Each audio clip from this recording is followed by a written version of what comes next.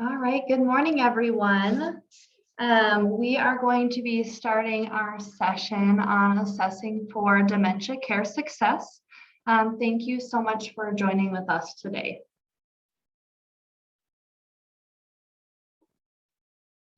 All right, my name is Liz Wendell, and I am the admissions director at Emerald Crest.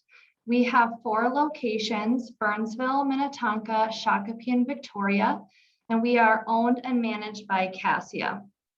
We offer a specialized assisted living setting for seniors with Alzheimer's related conditions, and our expertise allows us to create opportunities for your loved ones that go beyond conventional notions of memory care.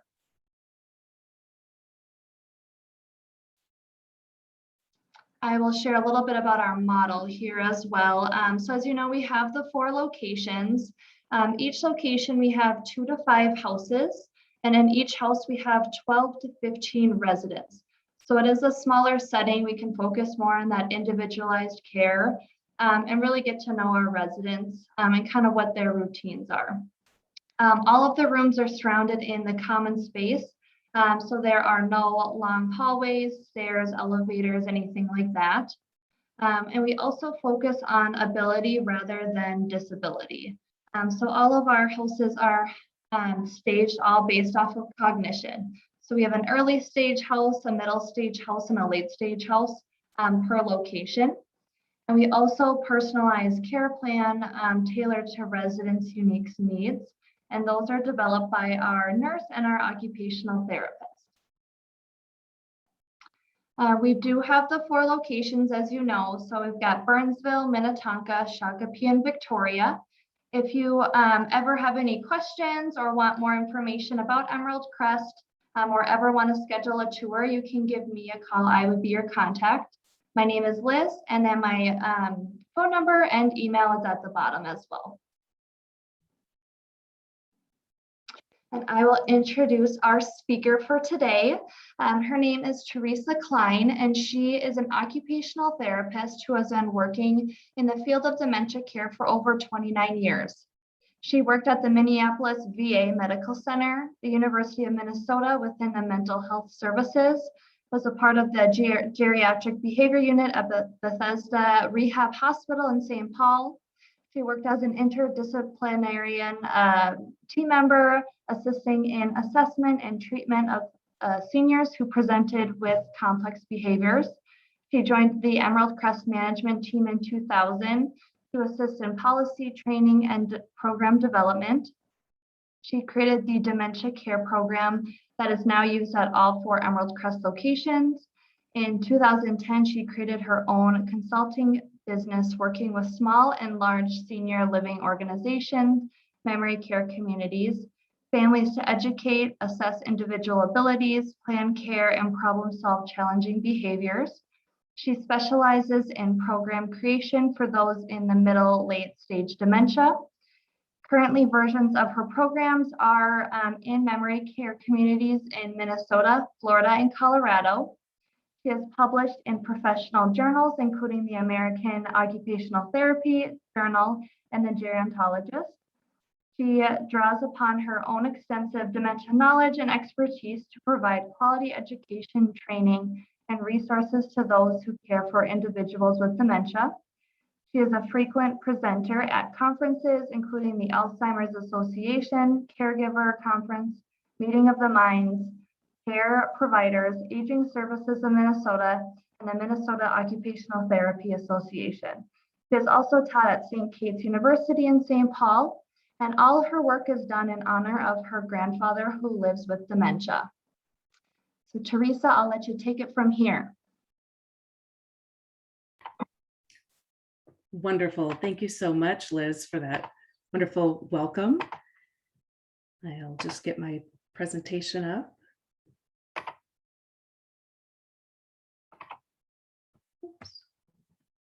And thank you to everyone who's joined us this morning.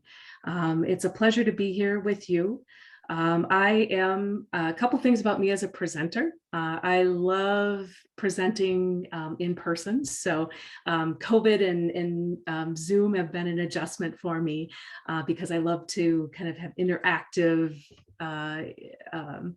presentations, but I'm glad to be here with you, and I've adjusted over this last year and a half. The other thing you'll notice about me is I'm passionate about what I do. And that's why I'm excited to be here. My work in dementia care has been the majority of my career, and it really started and began with my grandfather, who lived with my family while I was actually in college studying occupational therapy, and really is the inspiration for all the work that I've done over the years. So why did I develop this particular course or this particular workshop? Well, there's really three reasons. The first is that over the years, I believe that there's been kind of a misconception about people with dementia, and that they can't do a lot of things, that they're unable to interact with others, that they spend a lot of time sleeping and inactive. And that's really not the experience that I've had in the 29 years. So I wanted to do this particular assessment because, or this particular presentation on assessments, because it allows people to better understand about folks with dementia being able to live in spite of their dementia. An assessment can really help with that. The second reason is that over the years, I've received a lot of questions, people knowing that I work in this area, I've been doing it for a while, asking me what assessments I use, why I use them, which ones are the best. So that was kind of another inspiration for creating this particular workshop. And then finally, I consult a lot in the community, and I am asked sometimes to consult on care strategies, care planning for residents with dementia. I'm asked to consult on behaviors, programs, and when I go in, I like to know the resident in terms of who they are as a person that we're going to be working with. And I find that I find kind of two extremes, that there's a lot of assessments that have been done, and those assessments may be repetitive. They're testing the same things, or there's a lot of numbers that aren't giving us a lot of information. Or I find that there's a lack of assessment. So those were really kind of the three inspirations for why I created and put this workshop together. So with that, we'll go ahead and get started and talk just briefly about what we're going to be sharing, or what I'll be sharing today. We're going to talk about understanding why assessments are important for those with dementia. Why do we need them? We're going to realize the purpose and the goals of the assessments. I think sometimes it's lost in the selection as to why a certain assessment was selected, what the overall goal of that assessment is. What do we want to get from the data or the information that we're getting from by completing that particular assessment. And then finally, we're going to look at, I'm going to ask you, I know some of you were able to complete a SurveyMonkey that was sent out yesterday, a questionnaire that just kind of asked you to think about the assessments that you currently use in your current settings, and what assessments those are, and are they helpful, and what is the goal for those assessments. So it's asking you to just do a reflection. I won't ask you to share it, but it allows you to kind of be thinking about, what are we doing in my current work environment in regards to assessments? Then we're going to review some methods of assessment. How do you assess? What are the means for assessing? And how some of those can be more helpful for people with dementia than others. And then finally, we're going to just look at some different assessments.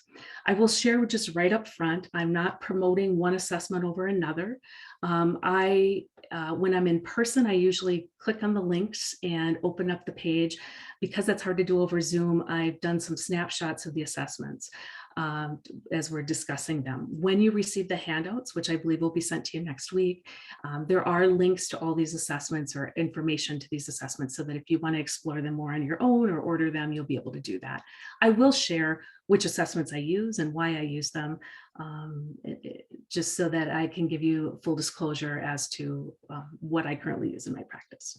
So with that, we'll go ahead and get started. When we're caring for folks with the geriatric population, of the geriatric client, patient, resident, with normal cognition, it's usually pretty simple and clear cut. We get that referral. Either they've come into the clinic, they've come into the hospital, or maybe they are entering into assisted living, long-term care, maybe they're in home care. And so we get that referral. We do some sort of an assessment. We maybe establish goals, what we want to work towards. We develop a care plan or interventions, And ultimately, what we're hoping for is that goal is met and we have care success. And pretty straightforward, pretty simple, and we meet that end goal. However, I'm sure you've maybe experienced when we have a client, a resident, a patient that has failure to thrive. We get that referral, we do the assessment, we establish the goals, we do the intervention, but we don't get to that end outcome. We don't get to that success. And there can be it can look a lot of different ways for a lot of people. But with dementia, we oftentimes might see something like medication errors. They're taking too many medications, or not taking their medications at all. They have weight loss because they're forgetting to eat. I had a family member who would bring her mother groceries every day, or every week rather, and she would put the fresh things in the refrigerator. She'd put all the snacks and goodies on the counter, and a week later, daughter would come back, and all the things on the counter were gone. The things in the fridge were spoiling, and mother, who was a diabetic, her blood sugars were out of control. She was eating what she could see. And so, kind of that failure to thrive in that. We might see resisting help if a person is in assisted living or in a memory care community. Staff goes in to assist because it's been deemed that they need help, but they resist. Or we have residents who are in, again, assisted living or long-term care who are isolating. They're refusing to come out of their room. And then finally, we might see more physical things like falls happening or repeated crisis. A person keeps coming into the ER over and over and over again, and they are calling 911 for help. Or then we have behaviors where people are, getting frustrated with their family because their family is trying to help them with their finances, or they are getting frustrated because they have to sell their house, or again, they're getting frustrated because staff is trying to help them with cares or medication. I'm sure we've seen examples, and I could probably give you hundreds, if not thousands, of examples that I've seen over the years. But ultimately, what's happening is it's that failure to thrive. We're seeing red flags that are coming up. And so one of the things that I have seen over the years of practice is that oftentimes I believe it's because we are not acknowledging cognition.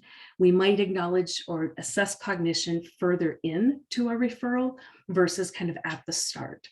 And I really believe that we need to do it. It needs to be in that whole process, that initial assessment process. And why? Well, the biggest reason is that cognition informs and guides physical abilities. And I'm going to talk about that in a bit when I talk about functional assessment. But if we're only addressing the physical needs and abilities of someone without looking at the cognition right away, we're kind of assessing only half of the person. And as a result, we are going to get that failure to thrive. So what I believe and propose, and I believe that in the dementia care community, we have come a ways on this. I see us changing, I see it evolving.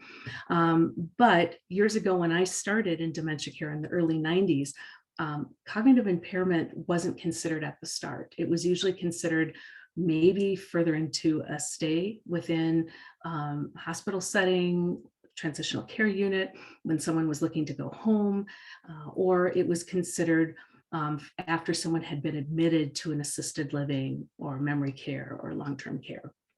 So that idea that when we get that referral, when we do that assessment, we're automatically considering off the bat, if someone is a geriatric client, are we suspecting cognitive impairment?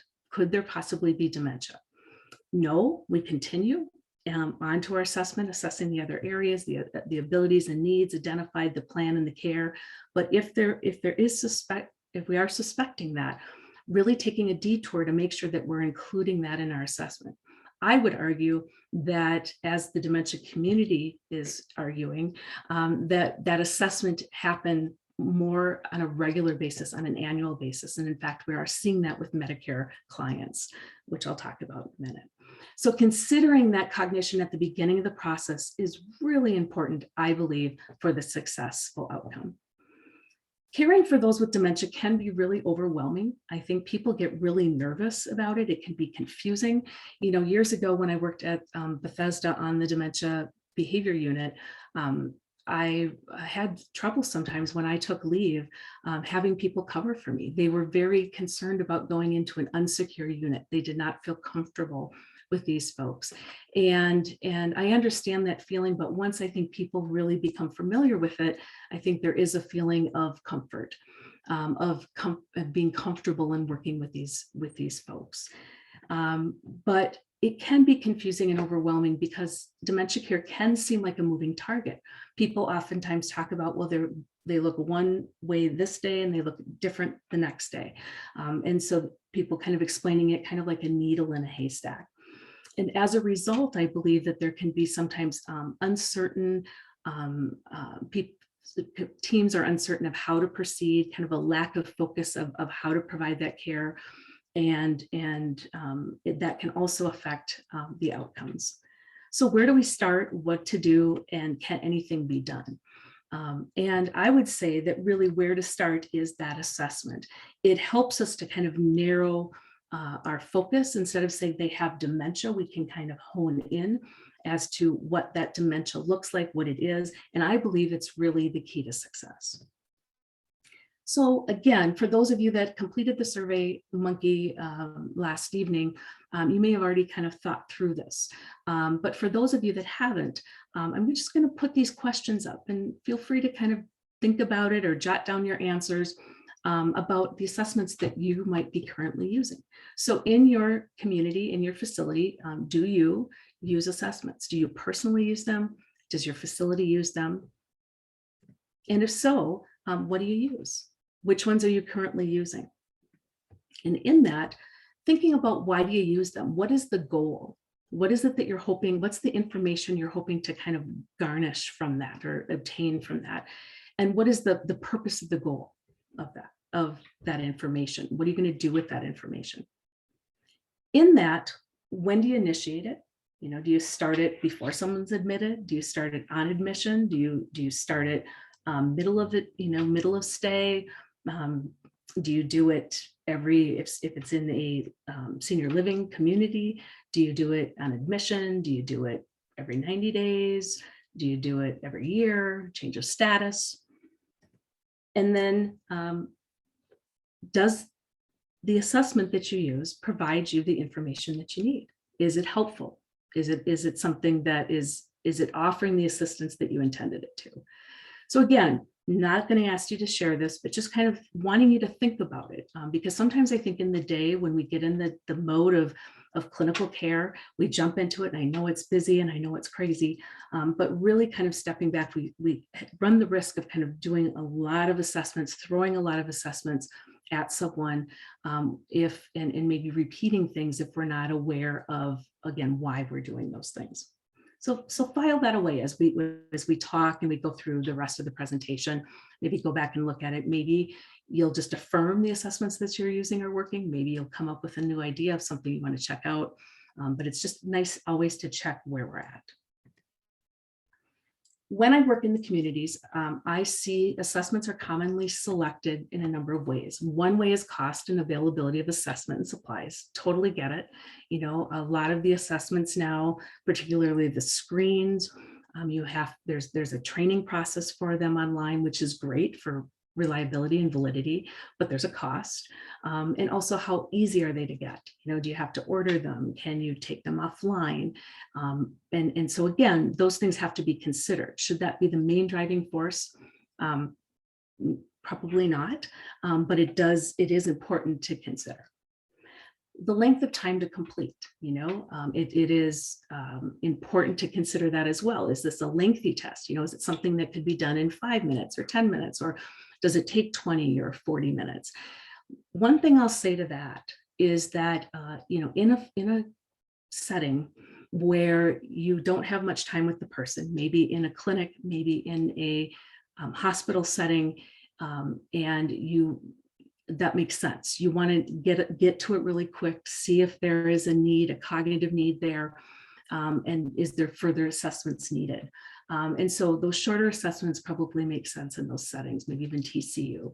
When we get into more senior living communities, one of the things that I'll add is that sometimes doing an assessment that's a little bit longer up front is helpful, because at some point you're going to put time in, whether it's at the front end or it's in the middle when cares aren't going well, or if it's, or behaviors are occurring, you're going to end up putting the time in somewhere. So my belief really is, can you put that time in the front, especially in those senior living communities? Who can administer the assessment? Is it an assessment where you can have multiple staff assessing, or does it require a specific person? Does a psychologist have to administer this particular assessment? Does a social worker have to, or a nurse, or an occupational therapist? And so that matters. I will say that in my experience, dementia care is a multidisciplinary care team.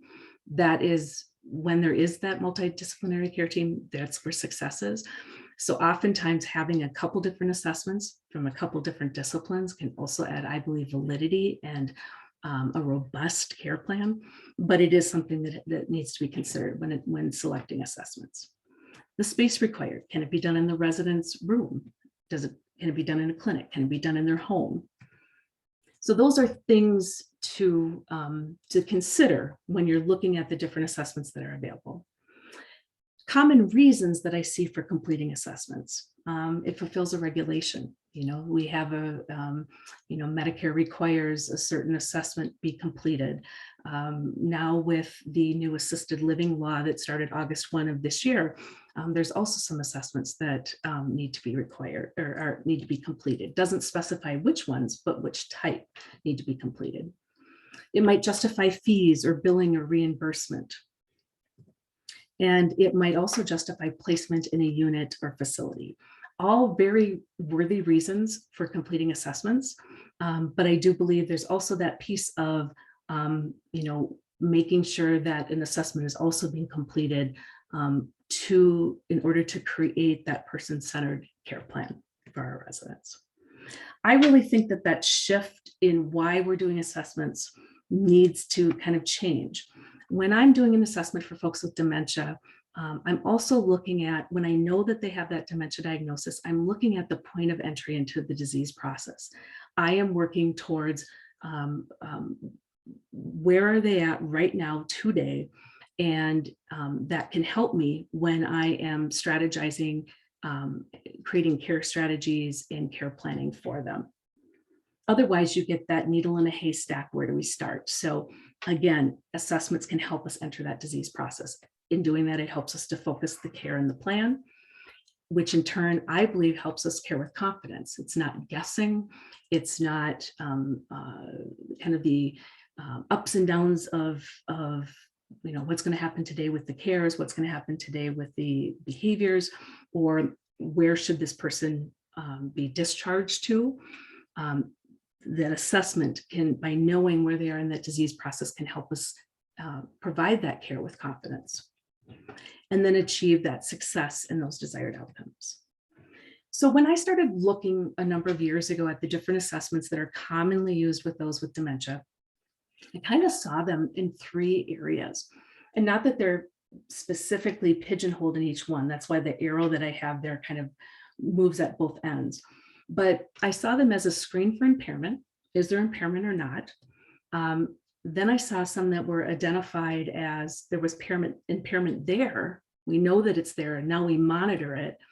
And then I saw ones that were for focused care. And this is the 3 areas in the 3 categories that I'm going to talk about today with the different assessments. So in my experience, I've been doing this a long time, and from even when my grandfather was diagnosed in the late 80s, early 90s, dementia care has really evolved, and it continues to evolve. There is a nationwide push to put cognitive impairment on the radar. And that idea, that can be scary for folks, but that idea that, can we look at making it more of a regular annual assessment, just like we would check blood pressure or blood sugars or heart or labs. And it's interesting to me the feedback that receives, and I've noticed over the years. My brother-in-law is actually a physician. And about 5 years ago, I had a discussion with him on this when it was being brought out in the dementia care community, this push to have primary care clinics assess cognition. And my brother-in-law said, you know what, I don't want to do that. And I said, can you tell me why? And he said, well, there's two reasons. He goes, number one, I don't want to have to be the one as the physician to tell them that they have dementia. And number two, if they have dementia, there's nothing I can do about it. He says, I can't fix it. I can't cure it. And I said, Greg, knowing what I've done for my whole career. And I explained to him, that you're right. We can't cure the different diseases that cause dementia. But if we are aware of a diagnosis, we're able to monitor it over time, it allows family to become informed, educated, plan ahead for the different stages, and be able to kind of think through as things change what resources are available to them at each of those stages.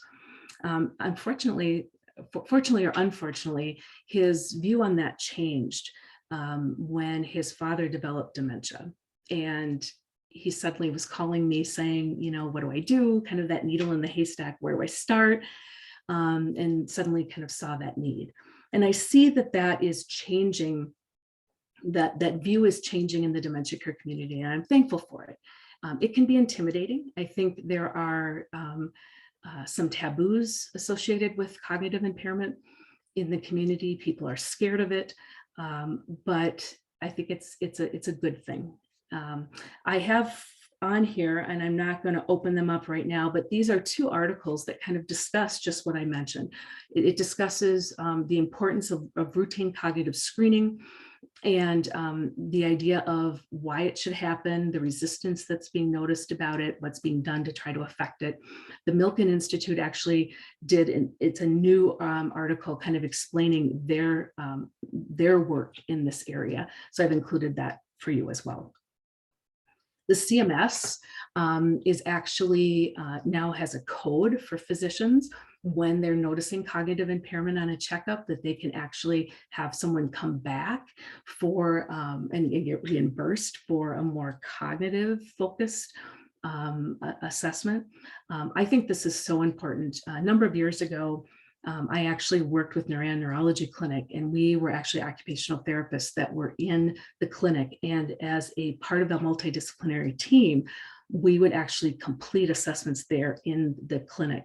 And then that information was able to be used to inform families and guide families in their decision making. And it was a very positive, well-received service. And so that need, I think, is so important. And with that physician backing, I do believe it kind of just adds to legitimacy and moving towards acceptance in the primary care arena. There was also a push a number of years ago to kind of help guide physicians. So someone like my brother-in-law, who, I have someone presenting in my clinic with some cognitive changes, what do I do? And the Act on Alzheimer's, there's a little, I provided all these links for you. On the slide, you'll see it's kind of a flow chart. And that Act on Alz, which has been around for, I believe, since 2016, it's been around for a while. It kind of allows, if a person presents this way, do this, this, this. If you would do these assessments and they score this, do this, this, this. So it's a way to kind of guide those primary care physicians in what to do once someone arrives in their office with cognitive impairment. Dementia care is also evolving in that I mentioned this a little bit earlier, that with the new Minnesota Assisted Living Law, which was August 1, 2021, when we look at the services, one of the things that it says in this, and I've got this area highlighted for you, in the acceptance of residents, assisted living facilities may not accept a person as a resident unless the facility has staff sufficient qualification, competencies, and numbers to adequately provide the services agreed to in the assisted living contract. So it's important to know who you are accepting into your dementia care community to make sure that you can care for them. And actually the subdivision 2 specifically says subdivision 2B, an assisted living facility shall conduct a nursing assessment by a registered nurse of the physical and cognitive needs. Having worked with assisted living communities since 2000, this is something that's been a long time coming. When I was actually working with Emerald Trust, that was something that we did right off the bat. So when we opened in 2000, when I started working in 2000 with Emerald Crest, a nurse and an occupational therapist would assess every resident coming in. And so the nursing looking at the medical needs, the physical needs, occupational therapy looking at the cognitive needs, and it allowed us to make sure that we were able to meet the needs of that individual. And then it allowed us to care plan for that individual, both right from the moment they walk through the door ongoing. So what are these different screens? What do they look like? And I want to specify, you'll see here on my slides, I talk about screens, and then I talk about formal assessment. And really important, I know we know this, I'm maybe giving basic information. I'm not trying to suggest that you don't know those differences, but it's important to remember that a screen is kind of a snapshot of a moment in time. And it's looking for impairment, but it's meant to be followed up with a more formal assessment. So none of these assessments should be done in and of themselves, and decisions shouldn't be made only based on these. So these screens for identifying cognitive impairment basically kind of is their cognitive issues and getting it on the radar. And so I'm going to just list these here for you, and then I'm going to briefly show you kind of a snapshot of what they each look like. And so we've got the AD8, the brief AD screen, which is the acronym is BAS, family questionnaire, the informant questionnaire of cognitive decline in the elderly, IQ code, and then the mini cog. So this AD8, the idea with this one is that it's kind of a monitoring piece. It could be done by looking at, different areas, mostly what we call IADL, instrumental activities of daily living, which are those higher level tasks. And those are oftentimes the ones that are first affected when dementia, when cognitive impairment is present. And oftentimes when dementia is present. And so it's basically looking at these 8 areas. Has there been a change? Yes or no, or I don't know. And the idea behind that is that 0 to 1 would be normal cognition, 2 or greater would be impairment in cognition. So it's really, is there impairment or not? And this could be done regularly if someone's coming in annually into the clinic. It could be done very quickly if someone's come into a hospital setting. If they've come into a TCU, it's just basically saying, okay, is there something there? Do we need to dig deeper? The brief AD screen, or the BAS, is another one of those where it looks similar. A lot of these screens have similar content, looking at similar areas of cognition. But at the end, it's basically saying that recommend that if a participant sees a health professional, if the score is 23 or below. So it's, again, is there impairment or not? The family questionnaire, very similar to this one, is actually from the Alzheimer's Association. And again, early identification tool. Are you seeing these in this individual? Do you see it? Not at all. Sometimes, frequently, does not apply. And again, could be something that family could be looking at regularly, kind of checking in, helping to gather that information would be a really nice assessment in the clinic. Again, when we're talking about physicians looking at information as someone is coming in.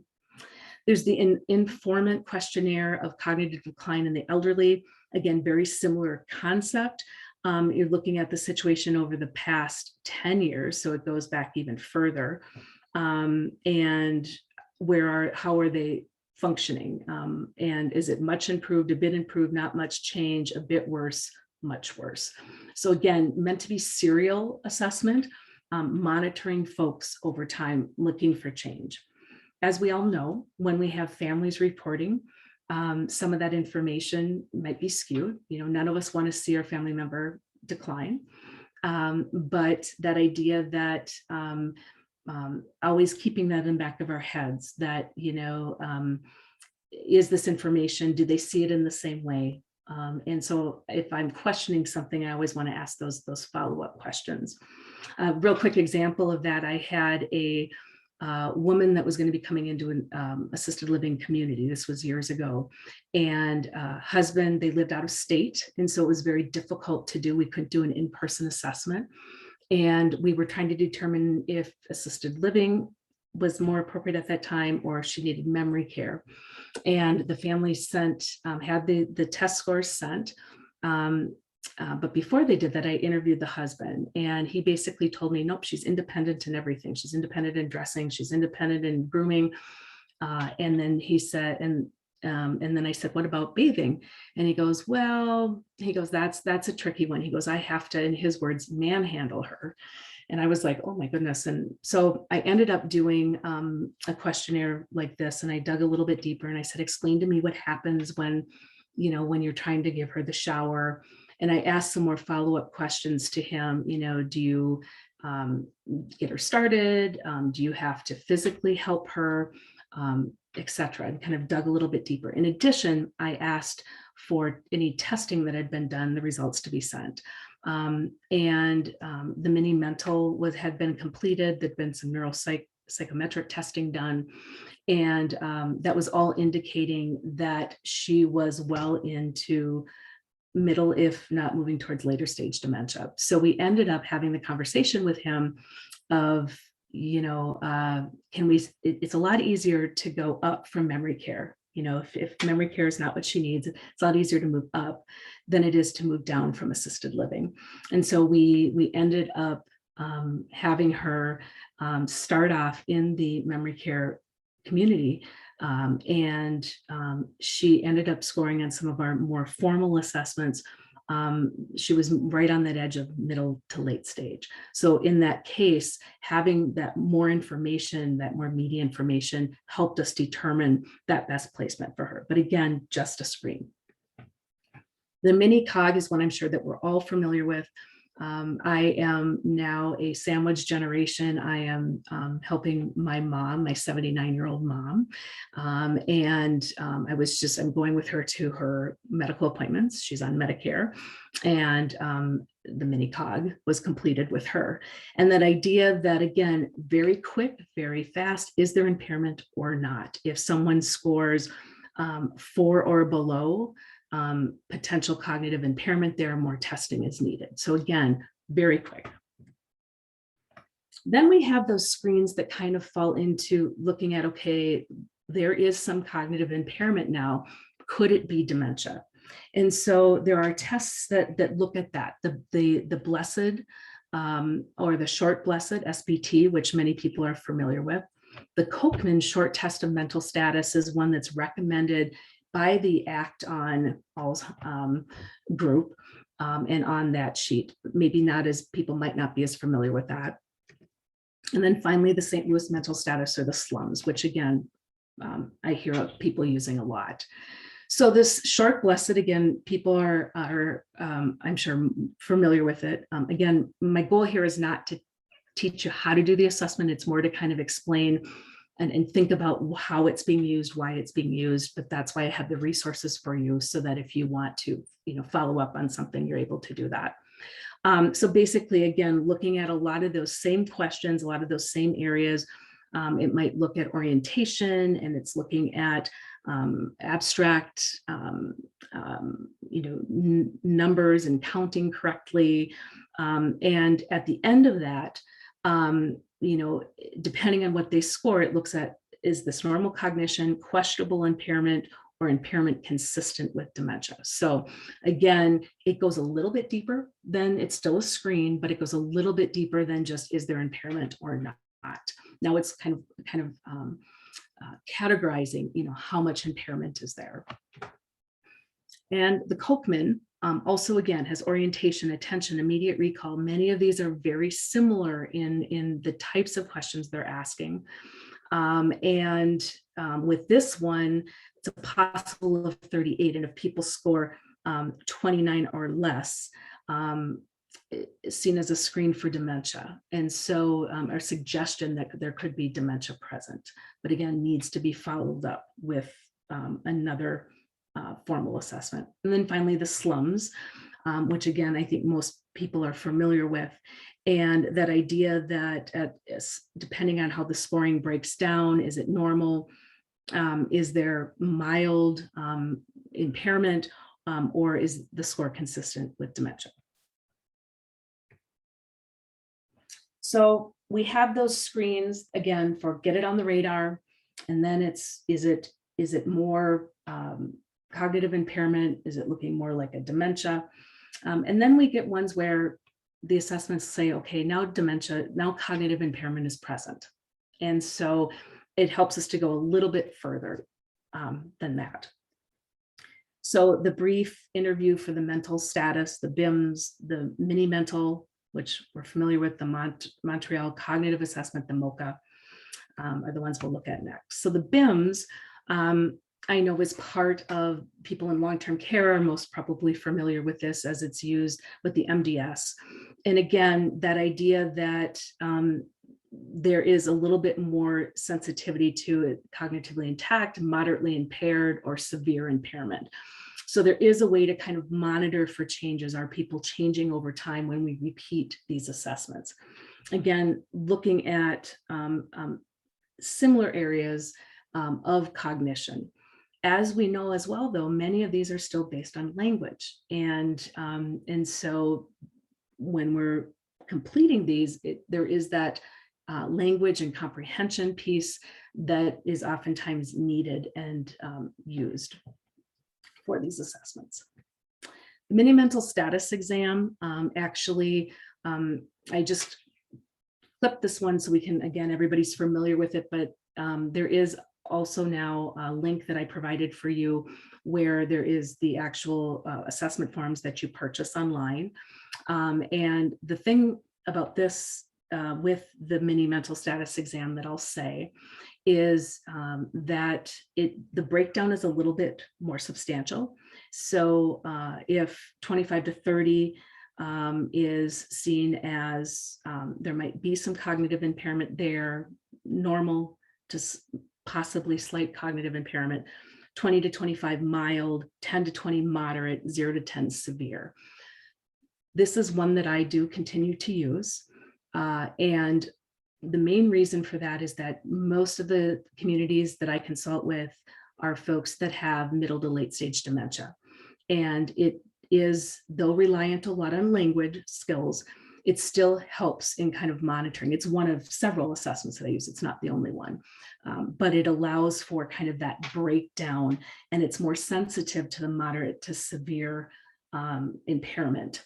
And so by using it, it allows us to kind of continue to monitor even language and motor skills in terms of fine motor skills, reading and comprehension. And so it is one that I find helpful for the population that I tend to work with.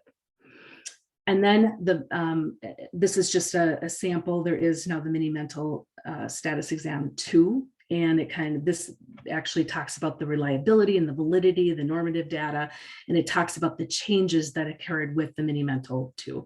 There is a cost to the mini mental now, but there is also that piece of training that allows us to make sure that we are providing it in a consistent form, that it's not something that we've just put together in our own community, and it allows for, again, reliability, validity across the board when we're assessing. Then there's the mocha. And again, I know this is used a lot. This one is a little bit different. And so it does look at some of those things like memory and attention and language, like the mini mental status exam. But it also looks at, it doesn't rely solely on language skill. It is more sensitive to mild cognitive impairment. And it is less sensitive to the moderate to late stage. And that's actually in mocha's literature itself. This is on from their website. It talks about the severity levels for mocha. So 18 to 25 mild cognitive impairment, 10 to 17 moderate, and 10 or less severe cognitive impairment, but it also says that research for these severity ranges has not been established yet. So again, very helpful, but it might not be as sensitive. It might be very helpful in, again, hospital setting, clinic setting, TCU setting. It may not be as helpful over time in assisted living long-term care settings, because again, we're going to see people more moderately to severely impaired there.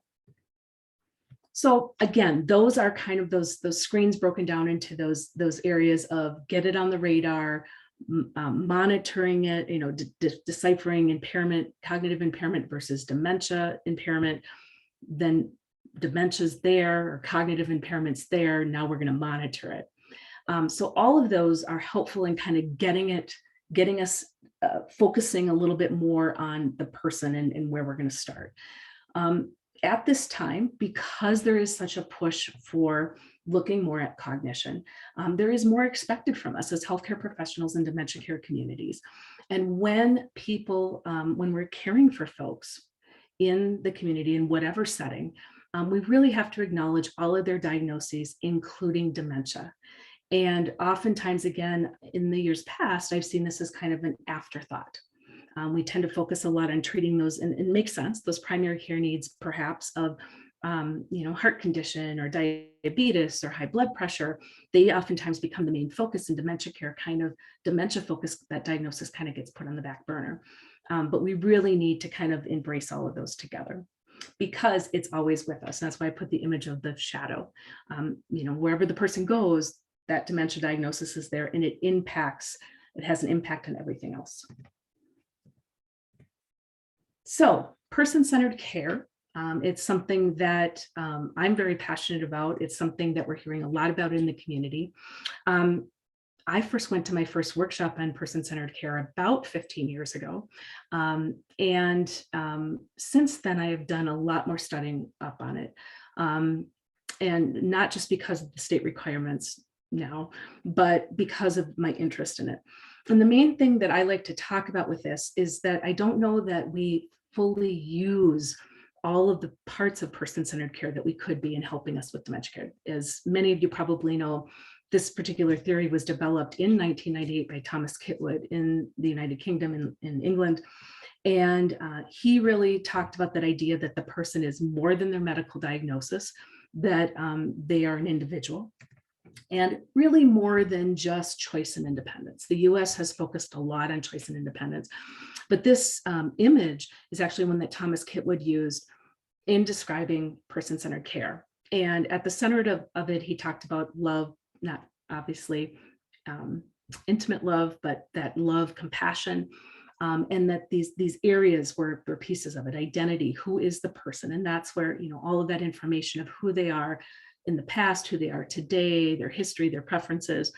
But it also talked about attachment, that they have the ability to be with others in their community, and they should have the opportunity to do that. So in community with their care partners, in community with their peers, and that there is when we're providing cares and helping them with cares and partnering with them with cares, that it's in cooperation with each other. We're not doing the cares to them, that they're working side by side with them.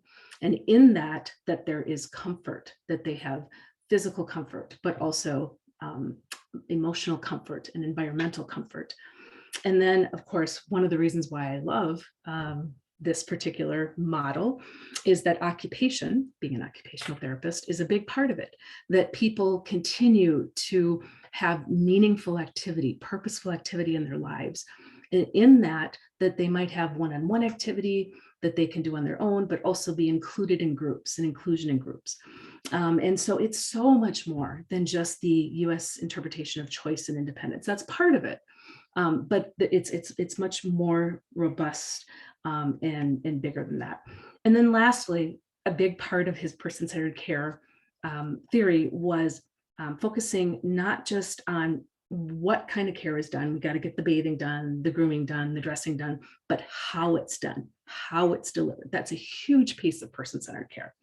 And why do I bring this up? Well, because I do believe that it is consistent with what we're talking about today with assessing. So when we go to assess someone with dementia, it isn't just that one screen.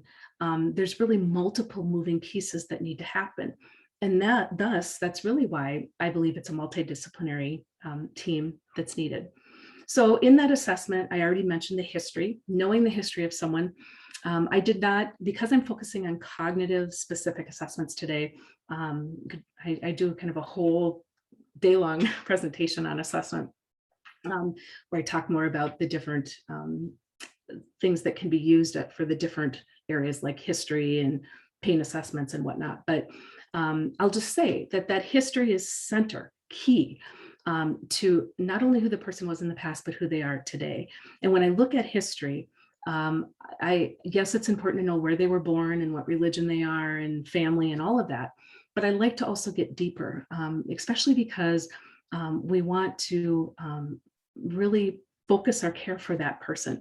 And so knowing what brings them happiness, what brings them sadness, what scares them, what are they most proud of, what do they most regret, what are traumas that they had in their life. Knowing all of that can help us as we are caring for them, and it actually can help us to alter what we do. For example, if we know someone had been physically or sexually abused, it might, in their past, it might affect how we deliver their cares, especially their peri-cares. And so knowing that history is important. Of course, there's the physical abilities and needs, and that's kind of a given. I think we are very good at doing that. We have a lot of assessments that look at that. And that's where we kind of shine. One of the reasons is I think it's easy to see physical need, right? And it's easy to assess it.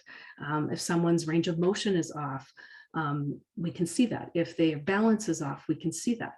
But those cognitive abilities and needs, which is what we're talking about today, aren't always as easy to see. And so oftentimes I think in the past, that's why they've been neglected. Medical needs. Of course, medications, pain, a big one. And again, we talk about that. Pain is underdiagnosed in folks with dementia for many, many reasons. And it should be one of the first things we look at, especially when we're thinking about behavior, communication abilities and needs. Communication skills change over the different stages of dementia. So understanding at this point in time, where are they with their communication skills? Strengths. Oftentimes we focus only on deficit, but being able to look at the strengths. Behaviors. Hopefully, if we are assessing and planning for all of these other areas, we're going to hopefully prevent or minimize behaviors. But when they do arise, knowing what they are, and again, I do a whole other workshop on behaviors, but areas that we look at when a behavior occurs that might be affecting that behavior.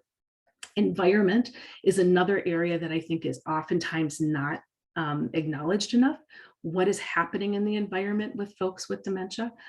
Is it overstimulation, understimulation? What is in their environment? Oftentimes, as people go through the different stages of dementia, they need less and less. And actually, my experience is I would like them out more in the community, not in their rooms, where oftentimes behaviors can increase. So oftentimes looking at that environment, what's in the environment, not only for the safety needs, tripping cautions, but also the stuff that can cause stimulation. Too many things, too many chairs, stacks of things in the environment, all of those can affect. And then finally, considering when we're looking at all this, kind of guiding as to what level of supervision, how much help does this person need? So all of these things should be considered when we're thinking about person-centered care, when we're looking at, if we look at these needs, they address those areas of comfort and occupation and inclusion and attachment. If we're looking at these areas, it will help us in that person-centered care. So there are different methods for assessments, and I think it's really important to consider that when we look at folks with dementia. Chart review is a must, and I know I'm dating myself, I graduated from College of St. Catherine's in 1990, so I've been out doing this for a while. But one of those first things is chart review, medical, cognitive, functional, and social history. And that hasn't changed. Getting as much information as we can from that chart, where that person has been. But again, that's kind of, it's limited. So then observing the person, being able to look at them, see what they're doing in the day-to-day. We can ask others, we can ask family, we can ask the direct caregivers, but that's different than us actually seeing them. If I hear about a resistance with a care, if I hear about a behavior, one of the first things I do is I take that information, then I go observe that person, because I'm trained in assessment.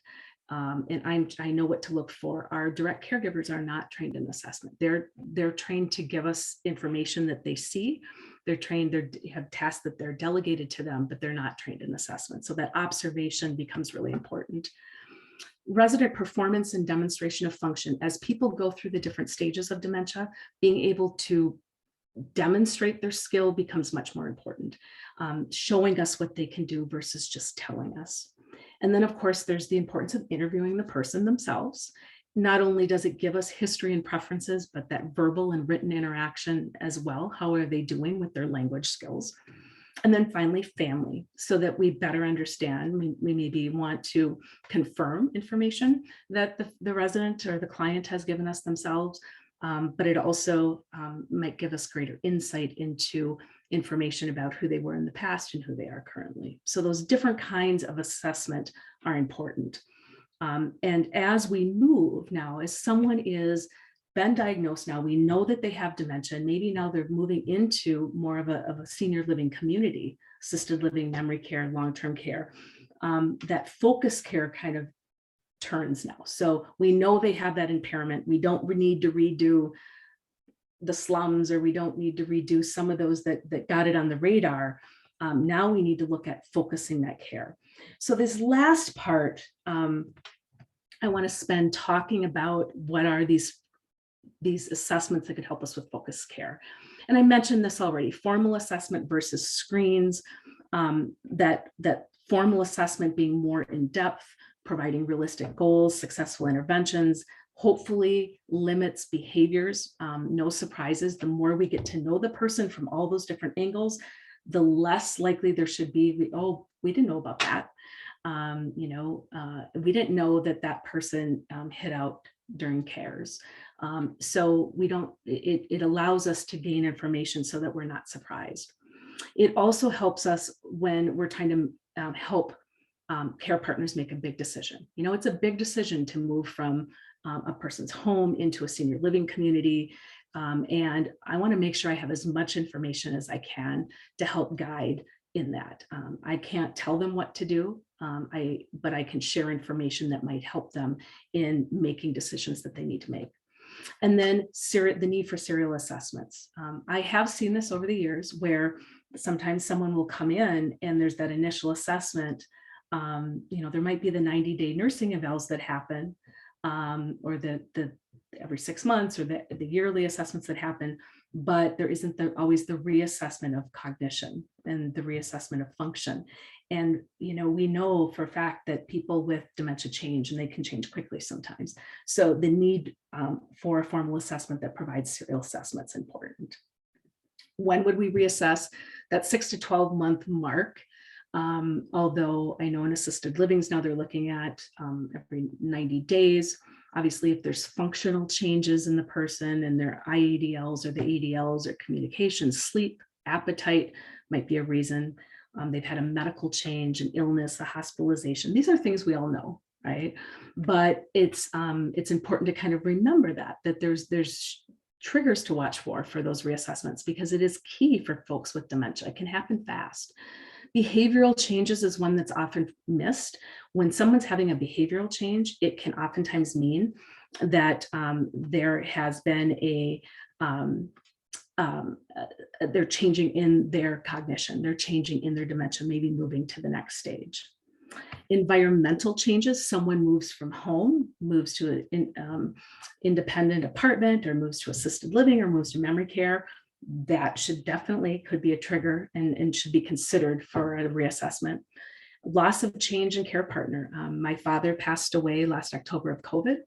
My mom has gone through a huge amount of change due to that loss. She sold her house, moved into a senior independent living. And so, she's also watching for changes, potential changes in herself. So those triggers for reassessment are important. So why is it important to look at function and with dementia? And I believe it is because over time, these cognitive changes occur. As we all know, cognitive changes, someone isn't just diagnosed with cognitive impairment or dementia and suddenly now everything's gone. Those changes happen over time. And years ago, I put together what I call the cognitive wheel that looks at the different parts of cognition and worked to try to correlate. It's not scientifically based, but this was an important piece for me to use when educating family. Because family oftentimes we would have difficulty understanding the need maybe for more help or more care. Again, cognition can be taboo and sometimes people don't want to hear it, and I totally get it. But they would oftentimes judge by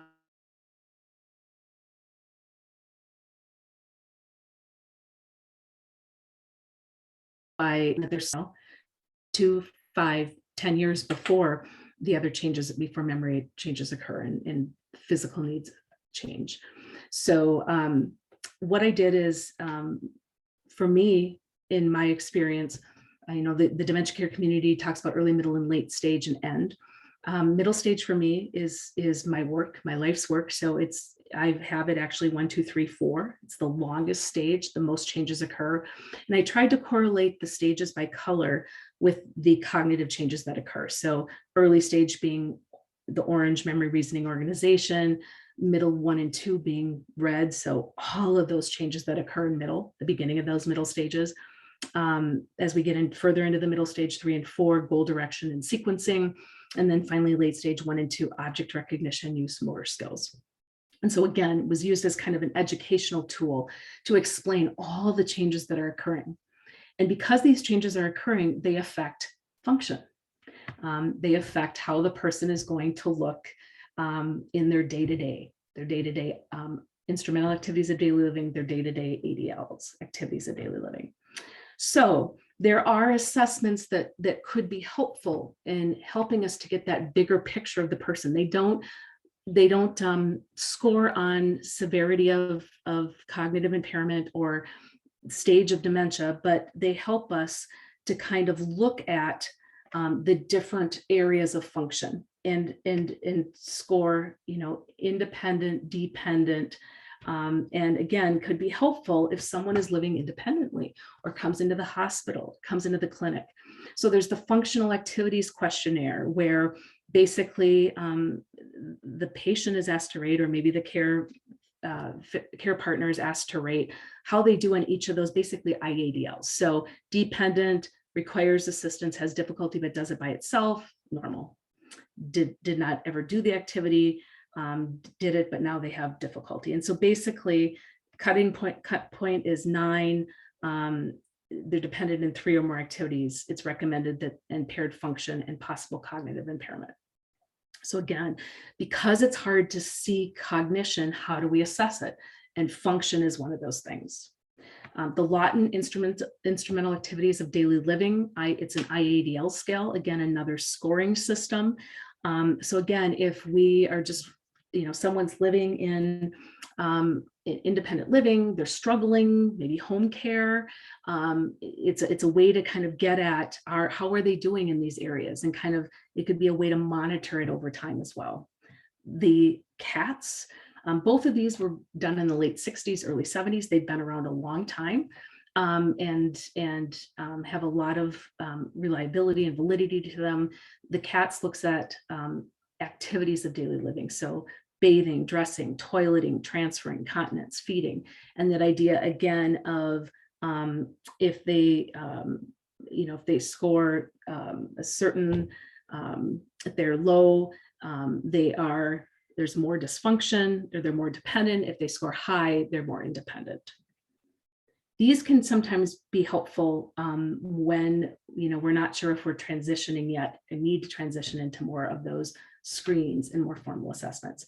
The Barthel Index of Independent Living Skills, there's actually two. There's the shortened version and the more expanded version. Again, you have links for both of those that, again, use that scoring system, again, looking at independence, dependence.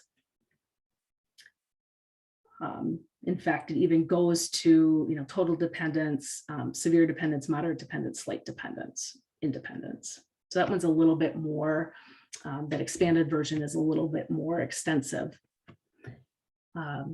This one is the PASS, and this is used for, again, IADLs and ADLs. You can use it for specific tasks. The one I've included here is oral hygiene.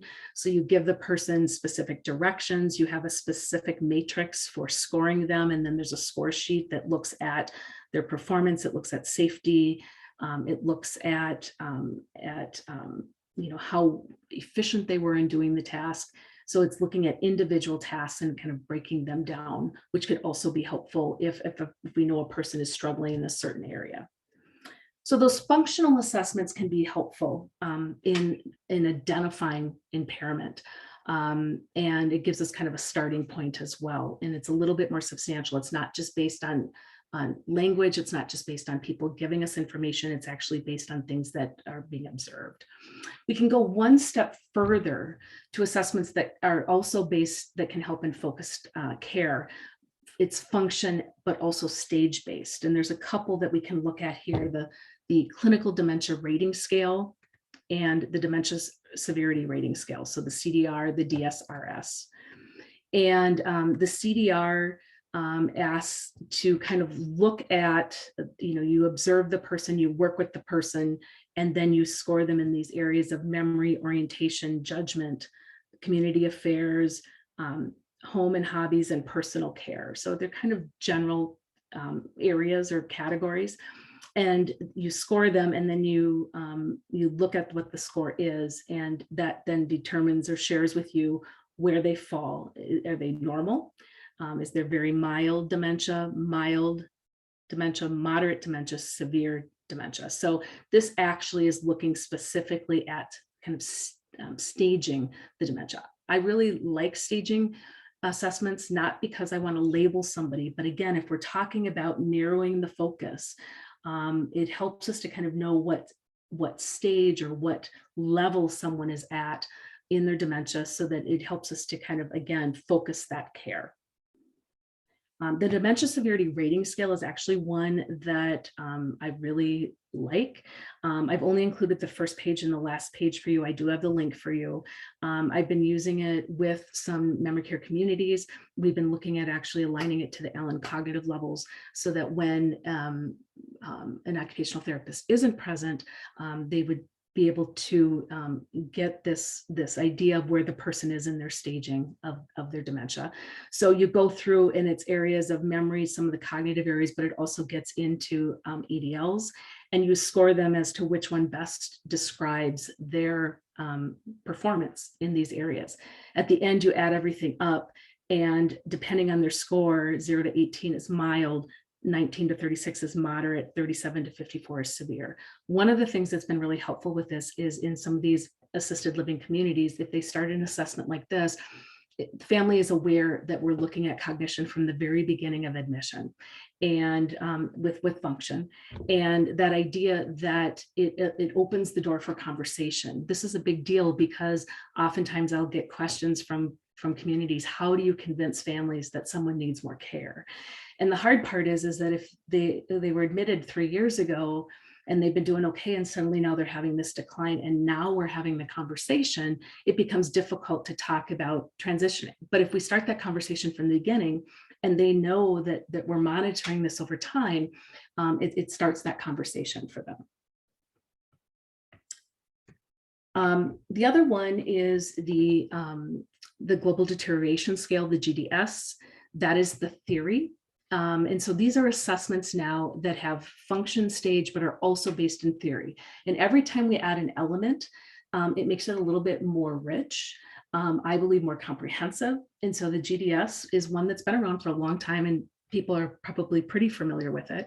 But that idea that there are 7 levels, where 1 is no cognitive decline, 7 is very severe cognitive decline. And there's kind of descriptions for each of those levels. So that the idea that, that people change over time when they have dementia.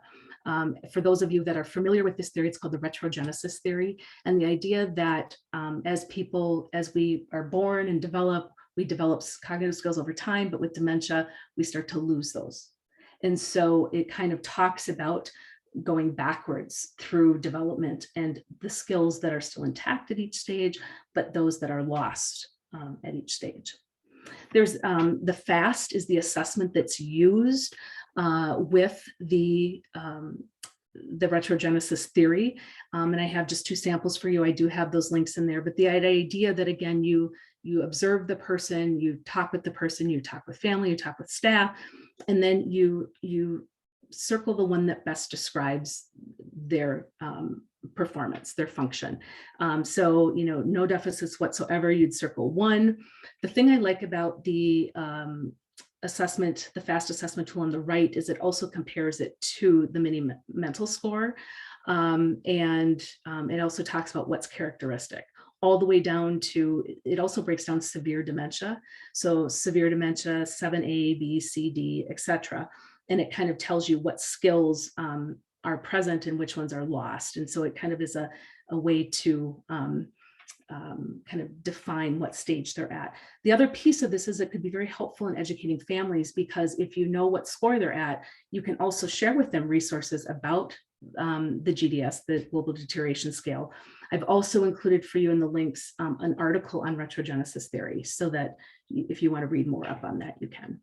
So again, the FAST is what is the assessment, assesses function. These GDS are the levels. And then, of course, there's the cognitive disability theory.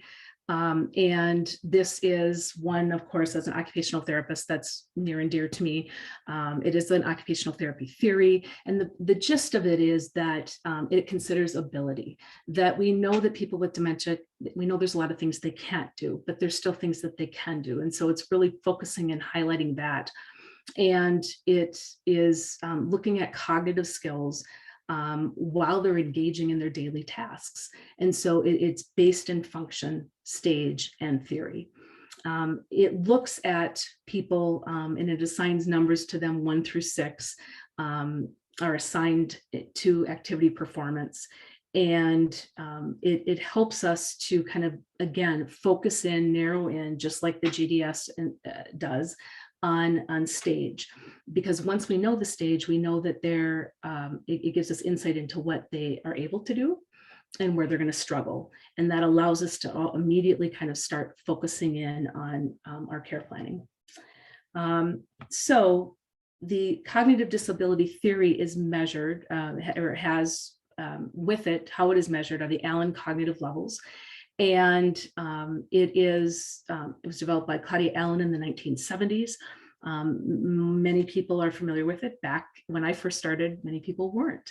And so there's a couple different ways that we get the Allen cognitive level score. The main way is through the lacing task. And again, this is oftentimes misunderstood. We're not looking to see if people can sew or not. We're looking to see how they receive information, how they are able to follow directions, process directions.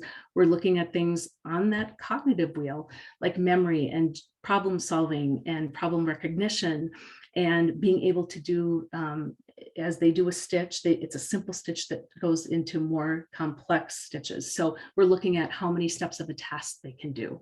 It's performance based.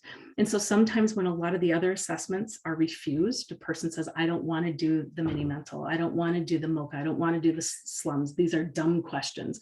Oftentimes we can have success with these performance-based assessments.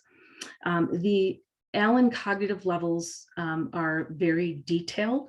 They're measured in modes of performance, so 1.0, 1.2, 1.4, and so on. This is I worked with Claudia Allen. I trained with her many years ago, and over time, the assessment scoring and such has changed, but this is a grid that I like to use ongoing, that she gave us permission to use years ago, because it compares the Allen cognitive levels with other assessments. So it looks at the global deterioration scale, it looks at the FIM, for those of you that might use that, but it also looks at age comparison. And it's not per se that we are saying that elderly folks with dementia are like children, but we're looking at how they process information and how they understand information. And as they go backwards, as they lose those skills, it changes how they function, how they perceive the world. And so that can be helpful information when we're care planning. Out of the cognitive disability theory and the and the Allen cognitive levels, Tressa Burns developed the cognitive performance test, the CPT. And I actually was proud to say that I was her first student. So again, I'm dating myself way back when, but she's a huge mentor to me. And this is an assessment that initially was based on those Allen cognitive levels, but really looks at half levels. And Tressa initially called them patterns of performance or half level profiles. So when we do these assessments, medication setup, phone use, purchasing gloves or belts, washing hands, making a piece of toast, following a map for travel, we're not looking to see if the person can set up their medications or not. We're not looking to see if they can make a phone call or not, or purchase something. What we're looking at is these patterns of performance. We're looking at the same thing over and over again. And we're looking at those cognitive skills. We're looking at how do they process information? How do they understand the world? How much help do they need to complete tasks? By getting this information, this performance-based information, it allows us to kind of predict how they might do in other tasks that require the same skills. So it can help us understand what might be common ability for someone at a certain level and what might be common deficit. And it allows us to plan ahead. So instead of waiting for someone to not be able to dress or shower, we can anticipate that at a certain stage that can happen. And so it allows us to kind of put those care pieces in place, fill in the gaps, if you will, so that they're able to still participate in their cares. It's really about continuing, allowing them to do parts of their cares. That's person-centered care, right? So if we know where the gaps are, we can guide care partners how to fill those gaps and help them so they can still do their own participation in their daily ADLs. That's a link for where to order that CPT. So that's a lot of information in a short period of time. A lot of it, you're probably familiar with a lot of those assessments. Maybe some of these assessments are new to you. But again, food for thought. Again, what are you wanting to assess and what are you currently assessing? Is it giving you the information that you need? So kind of in summary of this, again, always remembering that screens are to identify cognitive impairment or the presence of dementia, but they're meant to be followed up with additional assessments. Again, if we're making some helping care partners to make some big changes, big decisions, we want to make sure that we have as much information as we can. Many screens there's many screens out there, but we don't have as many formal assessments available. Those formal assessments that can be backed up by theory and research, I believe, hold more weight, credibility, reliability, and validity. And the thing about screens is that oftentimes it can be performed by credentialed and non-credentialed personnel, but formal assessments tend to be more specific to discipline, such as nursing, occupational therapy, social work, etc. But and the piece of that makes that rich is that individual brings their skills as a healthcare professional in interpreting that information and creating that care plan. So that's why, again, it can be helpful when we have a multidisciplinary team helping in creating that dementia care plan. And then finally, considering how you deliver, how the assessments are delivered matter, because oftentimes as someone moves more into the moderate and severe stages of dementia, they are more likely to refuse assessments, many of which are screens that rely on a lot of language skills, that rely on a lot of paper pencil tasks. And that's where that performance-based, those functional assessments can be can be more helpful. So tips for when you're selecting dementia assessments. Again, identify the goal for the assessment and really then select it to meet your goal. Avoid redundancy, less is more. When people go into moderate and severe dementia, their attention span declines. So you don't want to have a lot of assessments you're trying to get through. And oftentimes long assessments are going to not work as well.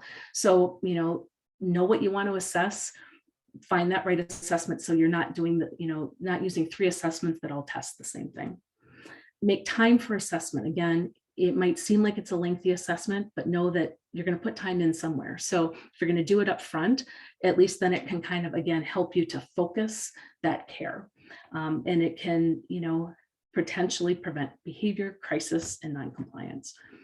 You should always include interviews and observations as part of your assessment. Interviews are great, but observing that person, you can get a lot of information, and especially if there's inconsistencies from what family or direct caregivers might be sharing. They're not trained in assessment.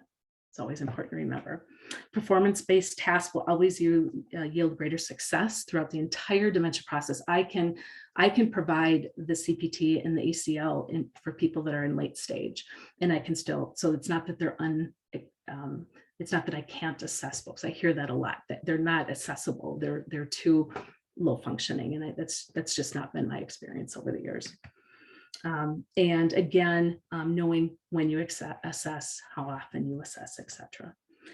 So probably tired of me talking, but hopefully there was some helpful information there for you. I'm going to turn this over now to Liz. And if we have any questions, we'll go ahead and proceed with those.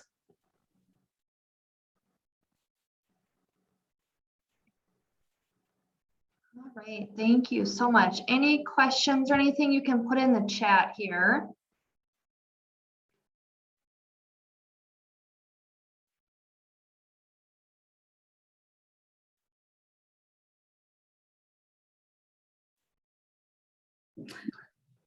While the questions are maybe coming through, I think Liz, I might be jumping the gun here, but I think you mentioned that there'll be the PowerPoint, the handouts will be available next week. Yes, yep. Christine will send out the CEUs and then also the handout and then the link to the recording of this as well. Wonderful.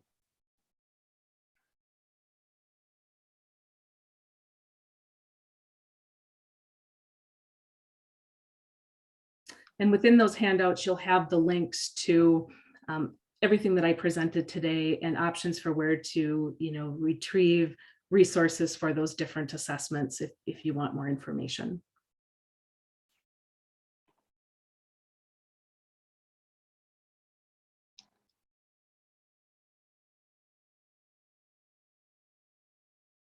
All right, well, it looks like we don't have any questions.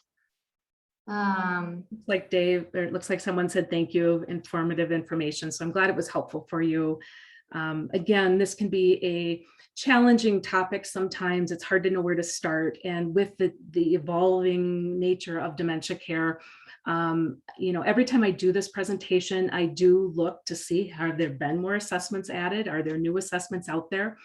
And oftentimes there isn't. And so I think we're a little bit behind in dementia care assessment. I think for the longest time, people thought, dementia, cognitive impairment is just a normal part of aging. And as we realized that it's not, we kind of got behind the gun. And so in the US in particular, I think we have more to learn. In Europe and especially in England, in the Netherlands, Scotland, they are in some ways much more advanced in dementia care. They actually have whole degrees, masters and doctorates in dementia care. So always more information. And it looks like we do have a question here too from Brandy. How would you use assessments to educate families on the opportunity for hospice services in late stage? Yes, wonderful question, Brandy. Again, when I'm looking at those specific assessments that look at stage, whether it's the GDS, whether it's the dementia severity rating scale, whether it's the Allen cognitive levels and the cognitive performance test profiles, By doing those as regular monitoring tools, it allows us to kind of educate not only on the stage that the person is currently in, and again, what abilities and needs are, but it allows us to look ahead. And again, to my earlier point in the conversation of my brother-in-law of doing these assessments early on, oftentimes when I do them and I'm talking about the stages or I'm talking about the levels, families say, okay, well, what happens at the next stage? What happens at the next level? That opens up the dialogue to talk about, there will come a time where, as a person is moving from that late stage into that late stage, of things that we should watch for that might indicate that they are needing more services to help with that quality of life, hospice services, palliative care.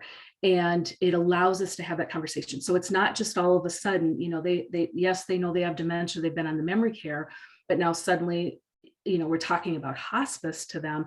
You can see families just, get scared, rightly so, they don't understand. But by having that as a gradual conversation where we're always talking about it, I think can be very helpful. We oftentimes, a community that I work with right now, just was in the process of it's in southern Minnesota, and referring 2 people to hospice at this point. People change, and better than I do, but function-wise, we start to see the change. They're having trouble moving. They're not ambulatory as much anymore. They're leaning to one side, which is very common in late stage. They're not eating as well, and they're having trouble swallowing. They are having periods more where they're more sleepy. All of those indications in terms of when those hospice services might be there. So again, I don't want to ramble on, but I really believe that that idea that by using some sort of an assessment that is serial assessment, over time monitoring, that helps families to kind of know what's coming, can help in referring people to the wonderful opportunities that hospice brings. So hopefully that answers your question there.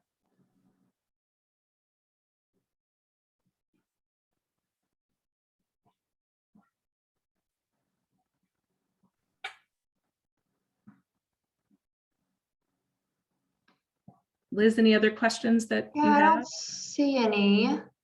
So we'll be sending out the link to the video recording, and then also we'll send the handouts and the CEUs next week.